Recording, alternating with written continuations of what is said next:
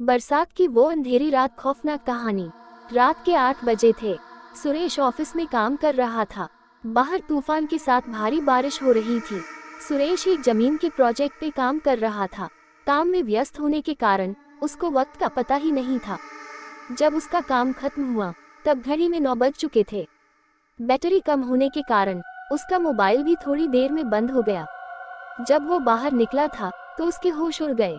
काली अंधेरी रात थी, सुनसान रास्ता था और आसपास में कोई नहीं था। तूफान के साथ तेज बारिश गिर रही थी। भारी बारिश की वजह से बिजली के खंभे से सारी बत्तियां भी बुझ चुकी थी। सुरेश ने जैसे तैसे करके अपना स्कूटर निकाला और अपने घर की ओर जाने लगा। कुछ देर बाद अचानक रास्ते में एक बिल्ली दिखाई दी, इसलिए सुरेश ने स्कूटर को ब्रेक लगाई, लेकिन ब्रेक लगाने के बाद सुरेश का स्कूटर वहीं पर ही रुक गया। सुरेश को ऐसी अनुभूति हुई जैसे मानो उसका स्कूटर किसी ने जकड़ लिया हो। सुरेश स्कूटर से उतरा और काफी बार प्रयास किया, लेकिन स्कूटर चालू ही नहीं हो रहा था। तेज बारिश की वजह से सुरेश पूरी तरह से भीग चुका था। ठंड के मारे वह कांप रहा था। अचानक स्कूटर बंद होने से उसकी घबराहट और ज्यादा बढ़ गई। वह अपने स्कूटर को साइड में ले गया और डर की वजह से कुछ देर अपनी आंखें बंद कर ली। थोड़ी देर बाद उसको एहसास हुआ कि उसकी पीठ पर किसी ने हाथ रखा है। सुरेश जोर से चिल्लाया, कौन है? कौन है? मुझे छोड़ दो। उसने पीछे मुड़कर देखा तो कोई नहीं था। उसने सोचा कि शायद उसका वहम होगा। वह बहुत डर गया था। अचानक उसने बत्ती बुझने और जलने की आवाज सुनी और पास में देखा तो उसके स्कूटर की बत्ती जल रही थी और बुझ रही थी। ऐसा कुछ पलों तक चला, फिर बत्ती बुझ गई। सुरेश को कुछ समझ में नहीं आ रहा था कि अब वह क्या करे। वो कुछ हरकत करता उससे पहले ही उसके सामने एक लटकता हुआ सफेद छाता उसको सामने दिखाई पड़ा। सुरेश ने डर के मारे अपनी आंखें बंद कर ली, लेकिन वह अपनी आंखों को ज्यादा देर तक बंद नहीं कर पाया। जब उसने अपनी आंखें खोली तो उसके पैरों तले जमीन खिसक गई। उसकी नजरों के सामने एक चुड़ैल थी। उसने सफेद साड़ी पहनी थी। वह डरावनी नजरों से सुरेश को देख रही थी। फिर उस चुड़ैल ने छाता जमीन पर फेंक दिया। सुरेश ने देखा कि बारिश की बूंद चुड़ैल की साड़ी पर गिरते ही बूंद लाल रंग की हो गई। धीरे धीरे पूरी साड़ी लाल रंग में परिवर्तित हो गई। ये दृश्य देखकर सुरेश भयभीत हो उठा और अपना स्कूटर चालू करने लगा। सौभाग्य से उसका स्कूटर चालू हो गया और वह तेजी से अपने घर की ओर बढ़ने लगा।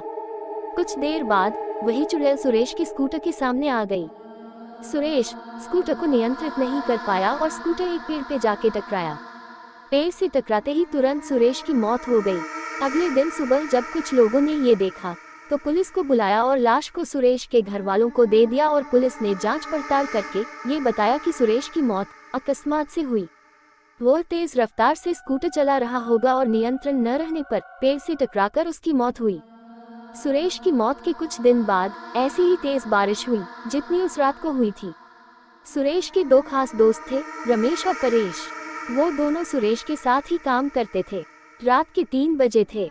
रमेश अपने कमरे में सो रहा था। उसको आसमान से बिजली कड़कड़ाने की आवाज सुनाई दी। रमेश ने अपना ध्यान सोने पे केंद्रित किया। अचानक उसको ऐसी अनुभूति हुई जैसे किसी ने उसको एक थप्पड़ मारा हो। वह नींद से जाग उठा और आसपास देखने लगा, लेकिन आसपास कोई नहीं था।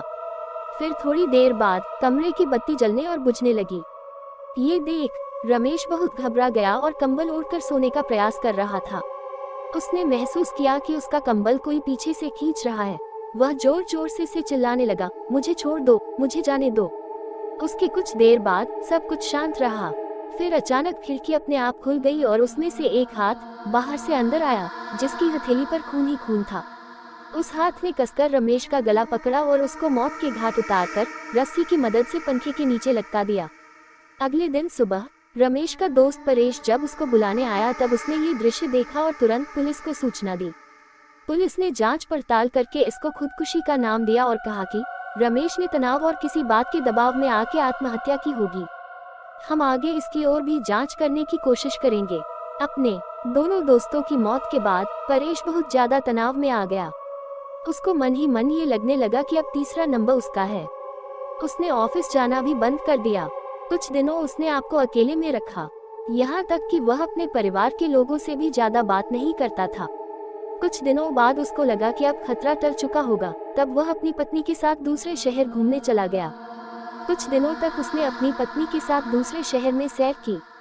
कुछ दिनों घूमकर दोनों वापस अपने घर आ गए। अब परेश के मन में डर का नामो निशान नहीं था। वह आराम से जीवन व्यतीत करने लगा। दूसरे शहर घूमकर आने के बाद वह रोजाना ऑफिस जाने लगा। एक दिन ऑफिस में ज्यादा काम की वजह से उसको देर तक रुकना पड़ा। उस रात को भी तूफान के साथ भारी बारिश हो रही थी। परेश अपनी कार में बैठकर घर के लिए रवाना हुआ। रास्ते में एक बड़े से खड्डे के साथ उसकी गाड़ी टकराई और कार का एक पहिया खड्डे में गिर गया। परेश कार से नीचे उतरा और बहुत प्रयास किया, लेकिन पहिया खड्डे से नहीं निकला।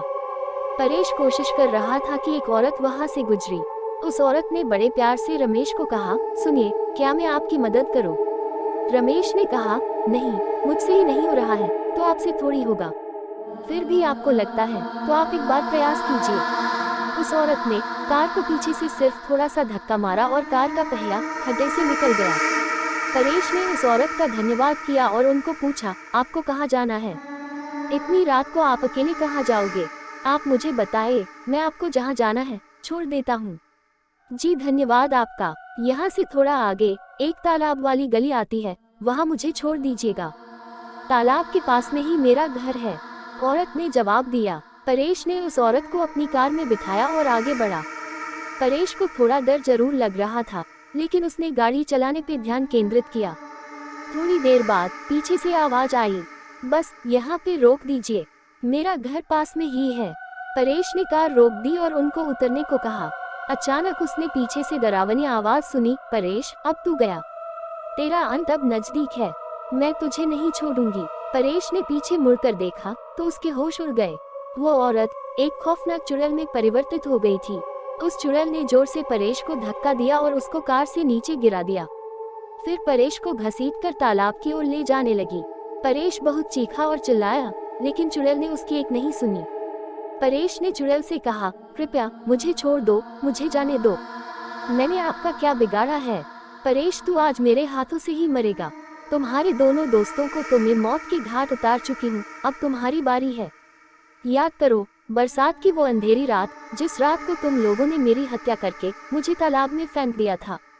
जिस जमीन ने मुझे और मेरे माँ बाप को रोजी रोटी दिलाई थी, वह जमीन तुम तीनों हड़पना चाहते थे और उस जमीन पे शराब की फैक्ट्री लगाना चाहते थे। जब मैंने और मेरे पिताजी ने हस्ताक्षर करने से मना कर दिया, तो तुम पापी दरिंदों ने मेरी और मेरे पिता की हत्या कर दी और दोनों को तालाब में फेंक दिया। हमारी मौत का कारण लोगों को ये बताया कि हम पानी में डूबकर मर गए हैं। मैं उस जमीन पे कभी भी शराब की फैक्ट्री नहीं चलने दूंगी तथा मैं वापस मेरे और मेरे पिताजी का बदला लेने के लिए आई हूँ। आज तुझे भगवान भी मुझसे बचा नहीं पाएगा। कहकर चुड़ैल ने जोर से धक्का दिया और परेश को तालाब में गिरा दिया और पानी में डूबकर उसकी तुरंत मौत हो गई। फिर चुड़ैल अदृश्य हो गई। दूसरे दिन किसी ने परेश की लाश को पानी में बहते हुए देखा तो तुरंत पुलिस को संपर्क किया। पुलिस ने जांच करके उसकी लाश उसके परिवार को दे दी तथा मौत का कारण ये बताया कि उसकी मौत पानी में डूबकर हुई। सूचना, ये कहानी काल्पनिक है। इस कहानी में दिए गए सारे पात्र भी काल्पनिक है। किसी की भी भावनाओं को ठेस पहुंचाना मेरा उद्देश्य नहीं है। कोष्टक